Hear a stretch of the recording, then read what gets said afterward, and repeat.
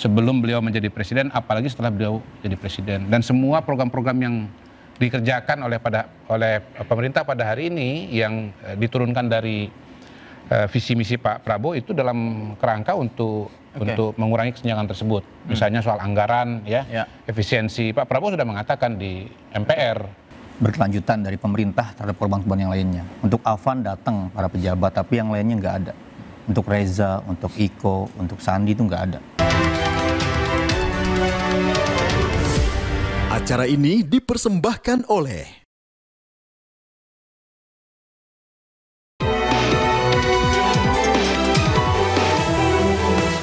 Acara ini dipersembahkan oleh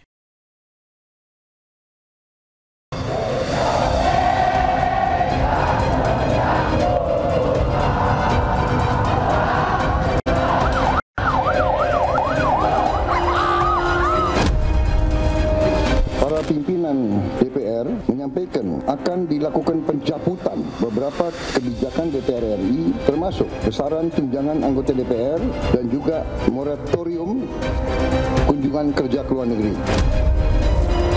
17+8 tuntutan rakyat yang dilayangkan oleh masyarakat Indonesia yang sekiranya mungkin sudah tersebar lebih dari ratusan ribu.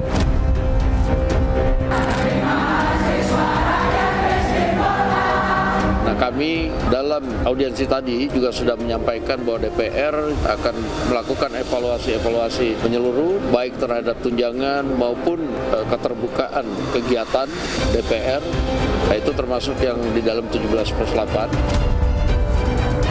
Kami kecewa dan sangat menginginkan pemerintah yang transparan, reformasi institusi dengan menyeluruh, serta pemimpin yang seharusnya berempati kepada warganya. Karena deadline mendekati nih bos, deadline mendekati. Tapi mana ini? Progres terhadap 17 tuntutan, tapi semoga kalian sedang berjuang gitu ya.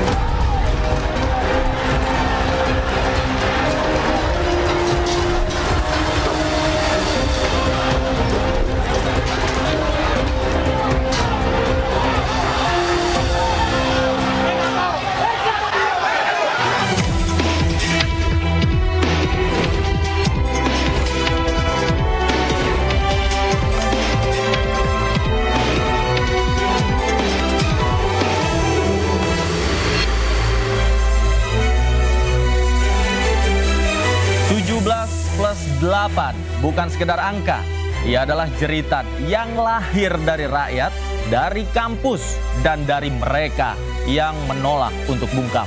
Sebuah tuntutan rakyat yang menggelitik kursi penguasa. Apakah 17+8 tuntutan rakyat akan tercapai? Pemirsa, bersama saya Davi Pratama, inilah interupsi. Tuntutan rakyat 17+8 berhasil atau mustahil?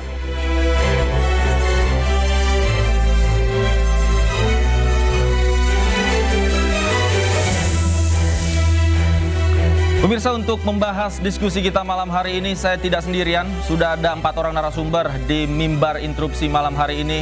Di sebelah kanan saya ada Bang Muhammad Kodari, Wakil Kepala Staf Kepresidenan Republik Indonesia. Selamat malam, Bang Kodari. Selamat malam. Apa kabar? Alhamdulillah baik. Baik ya? Bismillah. Bismillah. Berikutnya, di sebelah kiri saya ada Bang Muhammad Isnur, Ketua Umum YLBHI. Selamat malam semua. Selamat malam. Warahmatullahi. Waalaikumsalam. Gimana, sehat? Terima kasih sudah meluangkan waktu di interupsi. Sama-sama, terima kasih undangan sini. Kemudian juga ada Pak Arianto Sutadi, Penasihat Ahli Kapolri. Selamat malam Pak Arianto. Selamat malam, Pak. Terima kasih Pak Arianto. Dan yang terakhir di sebelah kiri saya, salah satu bagian dari kolektif 17+8 yang merangkum dan menyimpulkan terhadap masukan-masukan di media sosial, apa yang menjadi suara rakyat, dirangkum menjadi 17 poin plus 8. Ada Mas Oki Sutanto. Selamat malam Mas Oki. Selamat malam. Terima kasih sudah hadir. Nah, sebelum saya ke Bang Kodari, saya ingin membuka diskusi kita dari Mas Oki. Siap. Terkait 17+8 ini. Sebenarnya dari mana ide ini muncul dan goals-nya secara eksplisit seperti apa? Oke, terima kasih pertama-tama sudah mengundang perwakilan dari kolektif 17+8 pada malam ini untuk menjelaskan terkait dengan tuntutan kami dan juga proses dibaliknya dan juga objektif yang ingin dicapai. Pertama-tama kami ingin menyampaikan bahwa malam ini tepat seminggu setelah berlalu, kami selalu satu nyawa melayang Mas Afan Kurniawan. Tepat hari Kamis yang lalu, sudah 7 hari berlalu, kami menyampaikan bela sungkawa yang sebesar-besarnya kepada keluarga, juga kepada seluruh korban. Per hari ini sudah lebih dari 10 korban jiwa yang jatuh berkaitan dengan aksi demonstrasi dan penyampaian pendapat ini. Saya menyampaikan bela sungkawa untuk semua keluarga. Dan prosesnya seperti apa sih sampai bisa muncul tuntutan 17+8? Sebenarnya unjuk rasa dan demonstrasi sudah berlangsung selama beberapa minggu terakhir. Cuma tereskalasi dan mencapai puncaknya pada hari Kamis lalu, 28 Agustus, setelah tragedi Mas Afan Kurniawan. Setelah itu banyak sekali organisasi sipil, banyak sekali kelompok masyarakat, banyak sekali individu-individu yang menyuarakan tuntutan mereka, pernyataan sikap mereka, dan apa yang mereka inginkan. Itu semua masing-masing menyampaikan sendiri-sendiri gitu ya. Dan kami takut ini ujungnya menjadi sebuah noise ya. Semua tuntutannya substantif, semua bagus-bagus tuntutannya. Ada dari guru besar, organisasi sipil, dari penerima beasiswa LPDP dan lain sebagainya, banyak sekali. Cuma kami takut ketika semua bergerak sendiri-sendiri, ketika semua menyampaikan tuntutannya masing-masing, ujungnya masyarakat jadi bingung. Karena banyak sekali tuntutan yang beredar di masyarakat. Masyarakatnya bingung, medianya juga bingung. Mana yang harus diamplifikasi. Dan terakhir, yang dituntut juga bingung. Ya, pemerintahnya juga nanti jadi bingung. Oleh karena itu Anda merangkum dan teman-teman. Oleh sebab itu, kami teman-teman di kolektif 17+8 merangkum dan berusaha untuk mengkristalisasi suara-suara, aspirasi-aspirasi yang beredar di masyarakat supaya ini bisa lebih terarah tuntutan-tuntutannya, sehingga bisa lebih didengar dan pada akhirnya bisa diterima oleh pemerintah. Baik. 17+8 ini ada yang menjadi tanggung jawab dari berbagai instansi, tidak hanya DPR, kemudian juga ada dari pemerintah. Bang Kodari, pemerintah melihat bagaimana 17+8 ini? Pertama, kami juga menyampaikan belasungkawa atas berpulangnya Afan Kurniawan dan korban-korban yang lain ya, yang tentu kita tidak inginkan. Yang kedua, kalau saya pribadi sih mengucapkan terima kasih kepada Mas Oki dan kawan-kawan dari kolektif 17+8 karena telah merangkum aspirasi dan pendapat dari masyarakat yang hemat saya sih sebetulnya sama aja dengan pokok-pokoknya dengan apa yang diinginkan oleh Presiden. Kalau saya pribadi mengatakan bahwa akar permasalahan pada hari ini adalah kesenjangan dan empati yang kurang. Ini setidaknya dari saya pribadi. Tetapi saya mau mengatakan juga bahwa soal kesenjangan itu adalah hal yang justru menjadi perhatian paling besar dari Presiden Prabowo sebelum beliau menjadi presiden, apalagi setelah beliau jadi presiden. Dan semua program-program yang dikerjakan oleh pemerintah pada hari ini yang diturunkan dari visi misi Pak Prabowo itu dalam kerangka untuk mengurangi kesenjangan tersebut. Misalnya soal anggaran, efisiensi. Pak Prabowo sudah mengatakan di MPR bahwa itu ingin dipergunakan untuk program-program langsung kepada masyarakat, mulai dari MBG, kemudian sekolah rakyat, cek kesehatan gratis, itu semua ditujukan langsung kepada rakyat. Jadi kalau kami melihat bahwa ya terima kasih sudah dirangkum dan bagus ditujukan kepada lembaga-lembaga sehingga kemudian masing-masing itu tahu tugas dan perannya apa. Iya, Bang Kodari, tapi begini, kalau kita merujuk pada tuntutan 17+8 ada 2 poin kalau tidak salah yang menjadi tanggung jawab Presiden Republik Indonesia. Yang pertama, pembentukan tim investigasi independen. Nah, kemudian yang kedua, kembalikan TNI, begitu ya? Ya, supremasi sipil. Supremasi ke barat, intinya seperti itu. 2 poin ini seperti apa sebenarnya istana menanggapi? Jadi pertama memang begini, walaupun sudah dikonsolidasi oleh teman-teman kolektif, ternyata memang saya juga menemukan setelah saya cek-cek ya, ada beberapa variasi juga nih. Angkanya sama 17+8, tetapi poin-poinnya bisa ada variasi yang berbeda-beda. Kalau mengenai TNI saya kira jelas ya konteksnya, nanti Pak Arianto yang bisa menjelaskan karena beliau pernah di kepolisian, bahwa kehadiran TNI itu dalam kerangka untuk apa istilahnya, perbantuan ya Pak ya. Dan memang dalam undang-undang TNI itu disebut mengenai tugas-tugas TNI di luar pokok selain perang, termasuk salah satunya adalah membantu Polri dalam rangka tugas keamanan dan ketertiban. Terutama saya kira ketika kita melihat bahwa proses di lapangan itu sudah mulai mengarah kepada kerusuhan dan anarki ya. Jadi diperlukan bantuan ya Pak ya untuk bisa mengamankan dan menenangkan situasi. Jadi konteksnya sangat-sangat jelas bahwa dalam kerangka perbantuan, dan tentu ini tidak akan selamanya. Pasti melihat situasi dan kondisi. Kalau keadaan sudah mereda pasti ditarik ya Pak Arianto ya. Ya, kemudian yang nomor satu tadi apa? Pembentukan tim investigasi independen. Mengenai tim investigasi, Presiden sudah mengatakan dengan sangat tegas waktu bersama dengan ketua-ketua partai, kalau tidak salah tanggal 31 Agustus di Istana Merdeka, beliau mengatakan ya diperintahkan untuk aparat penegak hukum untuk melakukan proses pemeriksaan dan penindakan dengan cepat dan transparan serta dapat diikuti oleh publik ya. Dan saya melihat juga bahwa proses ini terus berjalan, bahkan live disiarkan di televisi. Dan sudah ada juga yang ditindak dan diberikan sanksi. Yang jelas kan proses masih berjalan ya. Jadi ada penempatan khusus, nanti ada proses, mungkin juga nanti ada sidang-sidang dan yang lainnya, dan kita tunggu aja proses yang berjalan. Tapi setahu saya di sana ada Komnas HAM ya, sama Komisi Kepolisian yang intinya mendampingi proses yang sedang berjalan. Tetapi dari Presiden sangat tegas. Artinya Presiden notis dan Presiden sudah perintahkan. Sangat tegas. Oke. Mas Isnur, Anda puas? Pertama selain berduka ya, ini penderitaan yang panjang, perlu ada pemulihan buat korban-korban dan keluarganya.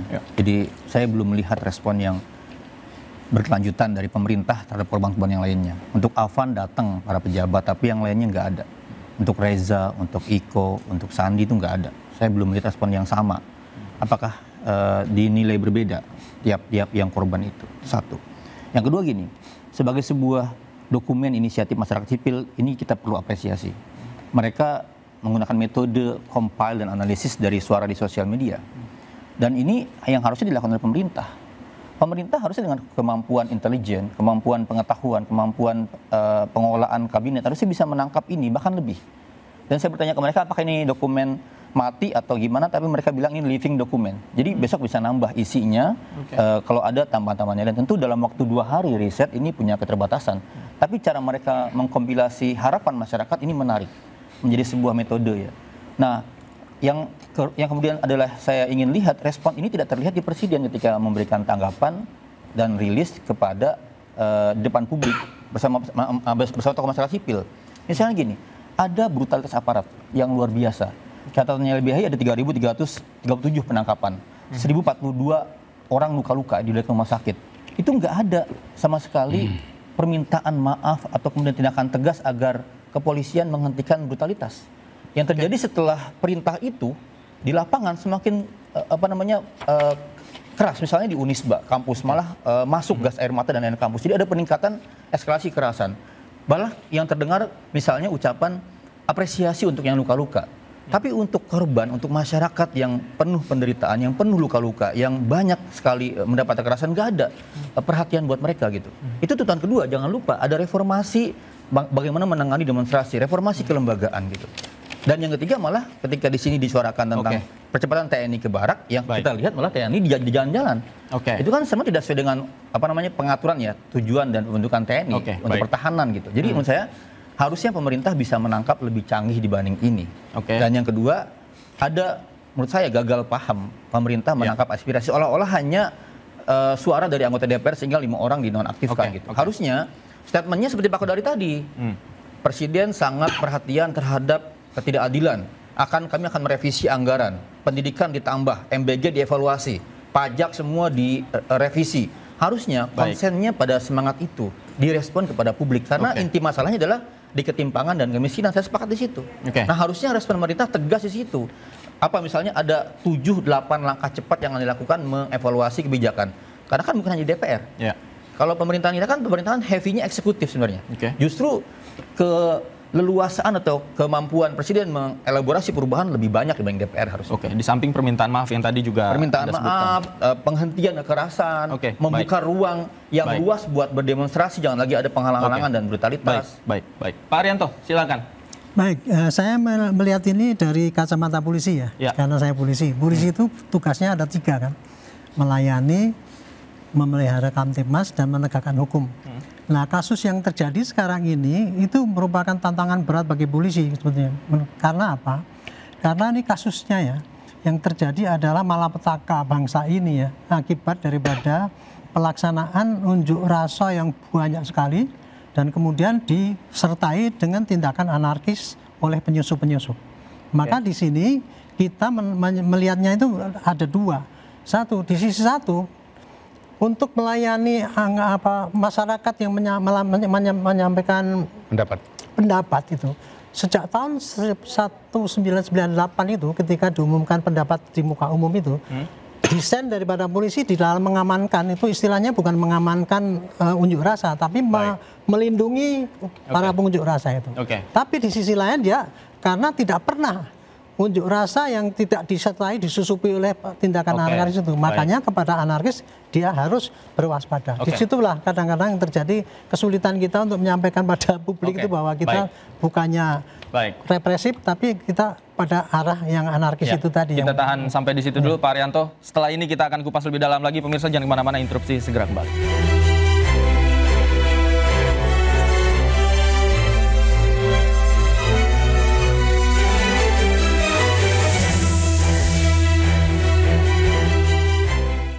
Tidak semua air itu aqua. Yang dipilih dari sumber air di gunung terlindungi, disaring bertahun-tahun oleh lapisan bebatuan, dan kaya akan mineral alami yang seimbang. Sehingga aqua terasa dingin tanpa didinginkan. Close Up Zinc Antibakteri untuk perlindungan nafas segar. Selalu bertemu tanpa sengaja, nafas segar membuat bareng yuk. Pegangan ya. Close Up baru, perlindungan nafas segar 18 jam. Isu hangat yang diperbincangkan publik seringkali menimbulkan berbagai polemik.